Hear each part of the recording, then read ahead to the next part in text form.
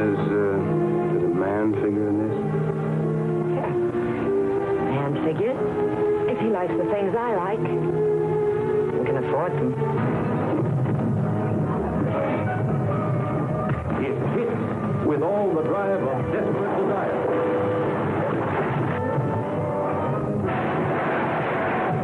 Si alguna vez hubo en Hollywood una persona en busca de líos, ese fue Steve Cochran. Tenía una cierta habilidad para provocar tempestades y crear dramas. Creo que le gustaba interpretar al malo, le gustaba estar encasillado. Nunca tuvo dudas al respecto y se quemó a sí mismo a una edad muy temprana. Siempre hacía lo que le parecía, sin prestar ninguna atención a nada. Hacía las cosas al contrario de lo que le pedían. Steve Cochran pasó por la vida con la fuerza de un auténtico vendaval. Su único problema era que tenía muy malas pulgas. Cuando quería divertirse siempre se metía en líos. Un día dejó inconsciente a un tipo con un bate de béisbol después de una fiesta de Nochevieja. Cochran estaba desnudo. Sus relaciones con el sexo opuesto fueron siempre poco estables. A menudo nos emborrachábamos juntos. Eso es algo de lo que siempre me arrepentía, de emborracharme con Steve.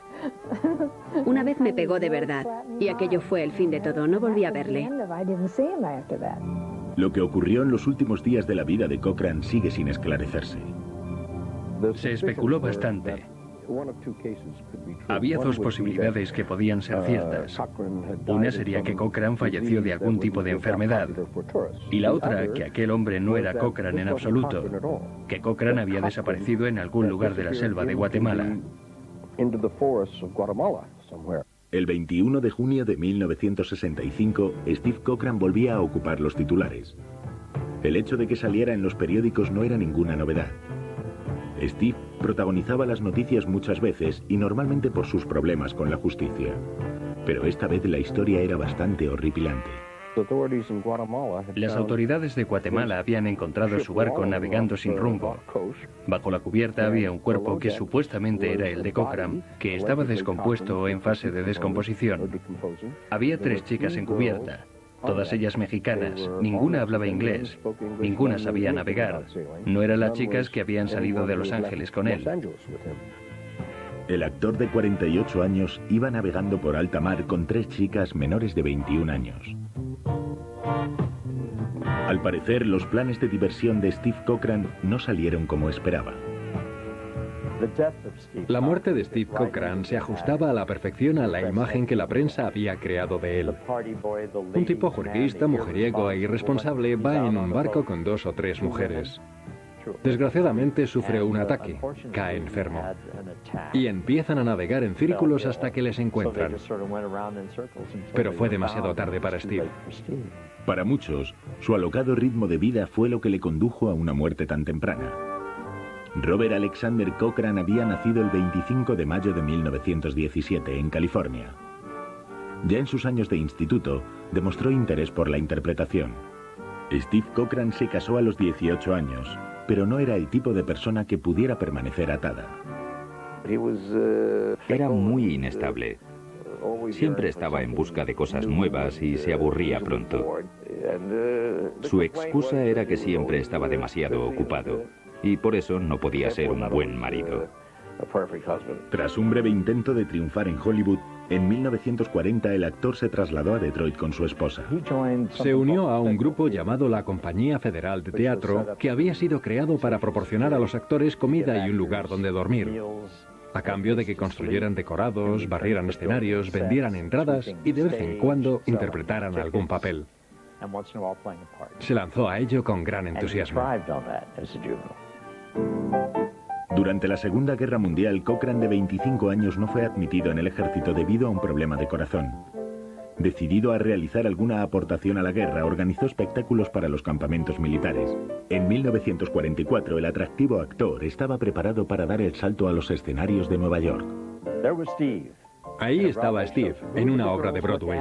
Todas las chicas le miraban a él. Tenía un encanto especial. Cuando entraba en un sitio tenía tal magnetismo que todo el mundo se quedaba mirándole. Muy pronto fue descubierto por Samuel Goldwyn y firmó un contrato con él.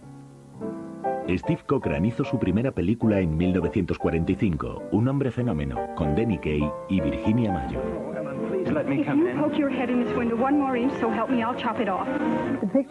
La película trataba de un gángster que quería asesinar a Denny Kaye, que era su gemelo.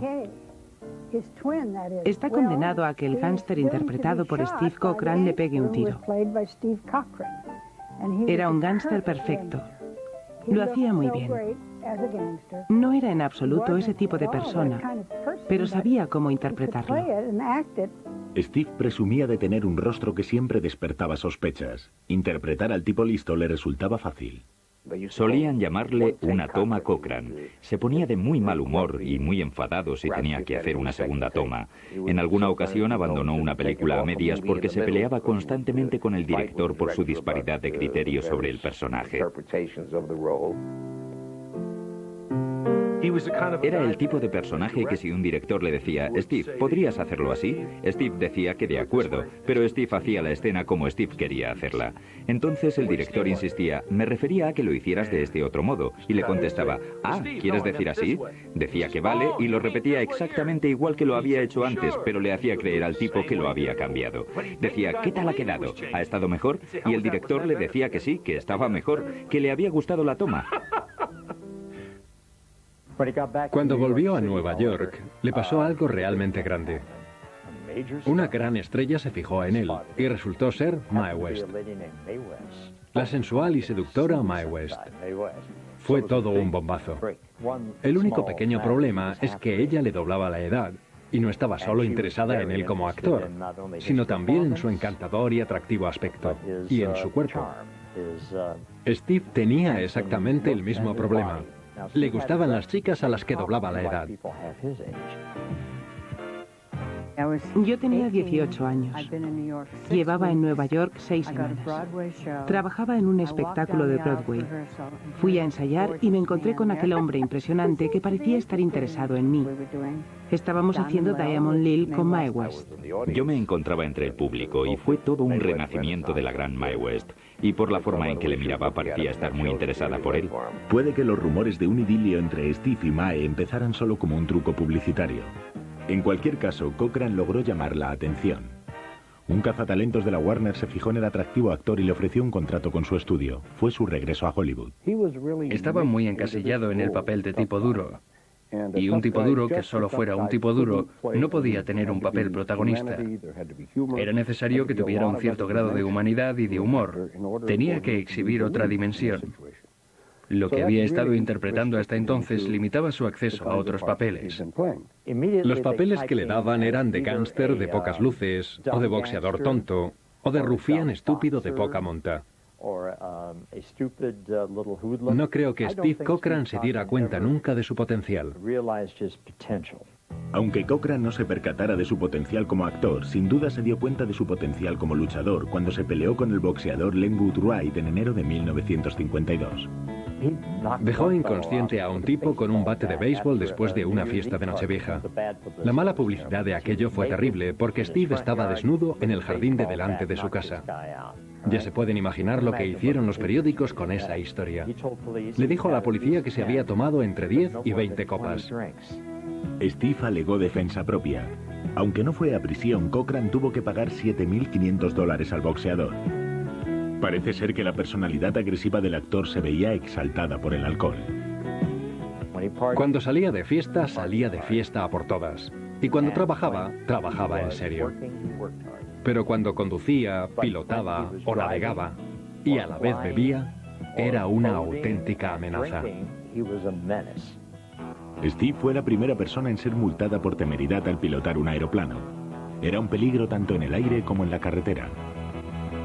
Estaba loco por los coches veloces. Hubo una época que tuvo un Porsche y conducía ese Porsche como James Dean. Solía conducir por Mulholland Drive y me aterrorizaba por completo. Me asustaba de verdad. Me hice pis en los pantalones más de una vez. En noviembre del 53, Steve fue arrestado por conducción temeraria y evasión de la justicia. Al parecer la policía le perseguía y no paró hasta que empezaron a disparar. Solo le pusieron una multa de $100. Por entonces, Steve había creado su propia productora de cine. Cuando a Steve Cochran empezaron a llegarle pocos papeles dentro del sistema de los estudios, empezó a mover las cosas para ver qué podía hacer. Steve Cochran impulsó al menos un proyecto de éxito. fue Come Next Spring. Contó con una estrella maravillosa, una de las mujeres más bellas del cine y que había trabajado para la Warner Brothers, Ann Sheridan. Cochran siempre trabajó al lado de bellas actrices, entre ellas Mamie Van Doren. Cuando conocí a Steve en el rodaje de una película de la Metro, hubo mucho magnetismo entre nosotros. Cuando era pequeña le había visto en sus películas de gángsters y era uno de mis actores favoritos. Así que cuando le vi, fue algo así como una atracción inmediata para mí y desde luego para él. No sé si llegó a ser una historia de amor, pero sí que fue una historia muy sexual. Él estaba ahí en el momento justo para lo que yo necesitaba.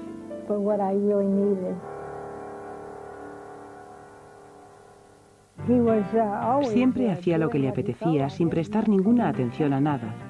Por ejemplo, tenía un descapotable y salió conduciendo por las puertas de los estudios, llevando un pájaro sobre su hombro. En un descapotable. Siempre hacía las cosas al contrario de como le pedían que las hiciera. Si decías que sí a algo, Steve decía que no. Si decías quiero quedarme en casa, él decía salgamos. Si decías salgamos, él decía vamos a quedarnos en casa. Siempre hacía lo mismo. Creo que lo hacía para sacar a la gente de quicio. En ocasiones Steve podía resultar molesto a sus amigos, pero tenía uno que nunca le fallaba. Tenía un perro llamado Tchaikovsky. Steve le decía, súbete al piano y tócanos algo. Le gustaba que el perro subiera y tocara el piano cuando él se lo ordenaba. Era genial ver tocar al perro. Otras veces Steve le decía, canta un poquito. Y el perro hacía... Le encantaban los animales, le gustaban más que las personas, se llevaba mejor con ellos. ¿No le contestaban? Contestar a Steve era algo que había que evitar a toda costa. Tenía mal carácter. Sobre todo cuando bebía. Yo no creo que Steve Cochran fuera, en su interior, una mala persona. Si Steve Cochran alguna vez pegó a una mujer en su vida, y al parecer lo hizo, seguro que estaba borracho en ese momento.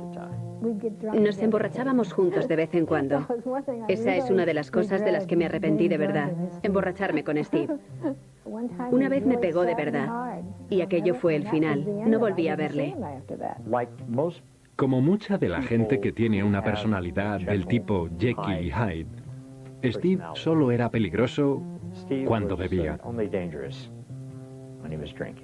La reputación de Steve se cimentó cuando al parecer pegó, ató y amordazó a la cantante Ronnie Rea durante una prueba en la casa de Cochran en Hollywood. El fiscal del distrito se negó a presentar cargos contra el actor después de que varios testigos alegaran que Ronnie sufría un ataque de furia y Steve trataba de calmarla. Su rasgo fundamental, su reputación, era que trataba mal a las mujeres. En muchas ocasiones, creo que si se escribían ese tipo de cosas sobre algo que había hecho, era para reforzar precisamente esa imagen de tipo duro. En 1961, a la edad de 44 años, Steve volvió a casarse. En esta ocasión con una chica danesa de 19 años. Nunca supe demasiado sobre Hedy, excepto que la habían traído de Dinamarca. Creo que como criada o algo así. Nunca supe que estuviera saliendo con ella. Y lo siguiente que supe fue que se habían casado. 3 años más tarde, la pareja se separó. Poco después, Cochran puso sus miras en otra mujer. De hecho, en todo un grupo de mujeres, cuando estaba preparando su siguiente película. Steve estaba urdiendo un guión sobre un capitán de barco con una tripulación de mujeres. La película se iba a rodar en Centroamérica.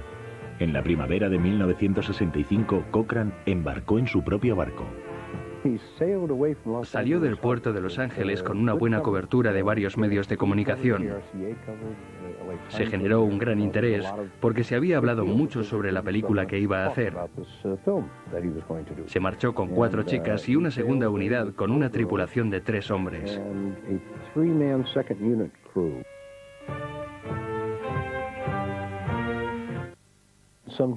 Algún tiempo después recibí una llamada de una de las 4 chicas. No recuerdo su nombre, pero llamaba desde San Diego y me dijo: he tenido que dejar el barco. No puedo decirle por qué, lo haré cuando vuelva. Pero envíeme el dinero para el autobús para poder volver a casa. Así que le mandé el dinero y nunca volví a saber de ella. Al parecer, las 4 bellezas y los 3 hombres de la tripulación abandonaron el proyecto. En Acapulco, Cochran eligió a 3 chicas mexicanas de edades comprendidas entre los 14 y los 21 años. Steve reinició su viaje a Costa Rica el 3 de junio. Nunca más se le volvió a ver con vida. Le pilló por sorpresa una tormenta y se vio forzado a coger el timón del barco.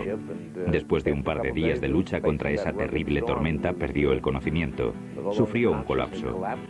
Se dijo que Steve murió en los brazos de la más joven de las tripulantes, Lorenza Infante de la Rosa, de 14 años. Ninguna de aquellas chicas tenía la más remota idea de cómo llevar un barco, así que simplemente navegaron en círculos hasta que las encontraron. 6 días después de la muerte de Steve, los guardacostas rescataron a las chicas. Yo estaba en casa y sabía que se había ido en el barco. Empecé a pensar en él. No me lo podía quitar de la cabeza. Estuve así durante 2 días. Aquella noche estaba tumbada en la cama y mi marido iba cambiando los canales de la televisión. Entonces oí a un presentador decir: ha sido hallado muerto en un barco. Y grité: ¡es Steve! Mi marido me dijo: no han dicho de quién se trataba. Y le respondí: sé que es Steve. Y lo era. Hedy había venido a casa y había algunas personas más. Ella recibió una llamada, creo que era de la madre de Steve, y se marchó a casa. Se trataba de una emergencia. Después me enteré de que había fallecido. Los informes indicaban que Steve había fallecido a consecuencia de una infección pulmonar. No todo el mundo estaba convencido de que el cuerpo fuera el de Steve Cochran. Quisieron que se llevara a cabo una autopsia oficial por parte del gobierno de Guatemala, pero no lo consiguieron. No pudieron realizarla. Había 2 posibilidades. O bien Cochran había fallecido de alguna enfermedad y los guatemaltecos no querían que lo supiéramos, o bien no se trataba de Cochran en absoluto.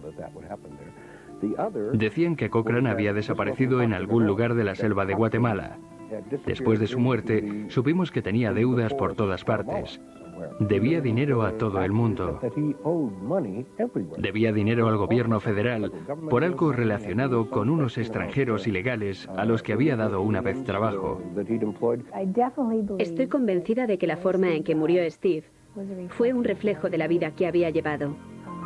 Una vida al límite. A pesar de una vida interesante y una sólida carrera, Steve no logró causar una impresión duradera en Hollywood.